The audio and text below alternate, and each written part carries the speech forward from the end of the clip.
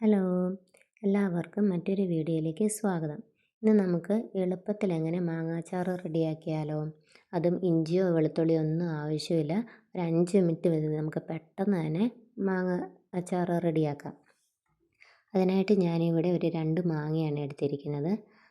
അത് നമുക്കൊന്ന് പുളി എടുത്ത് ചെറിയ കഷ്ണങ്ങളാക്കി ഇച്ചിരി കനം കുറച്ച് നമുക്ക് അരിഞ്ഞെടുക്കാം കേട്ടോ.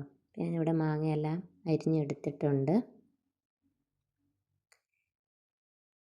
ഇനി നമുക്ക് അതിലേക്ക് ഒരു 2 ടേബിൾ സ്പൂൺ മുളക് പൊടി ചേർത്ത് കൊടുക്കുന്നുണ്ട്.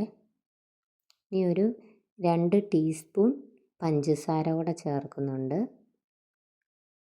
ഒരു 3 ടീസ്പൂൺ വെളിച്ചെണ്ണ.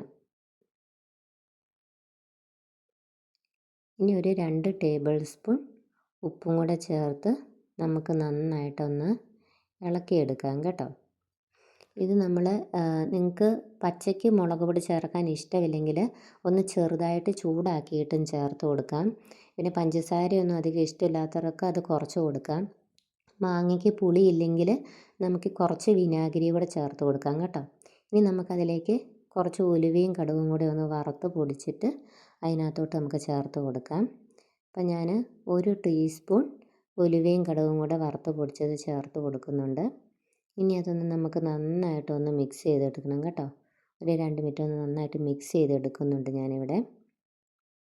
അതിന് ശേഷം നമ്മുടെ മാങ്ങാച്ചാർ ഇപ്പോൾ റെഡി ആയിട്ടുണ്ട്.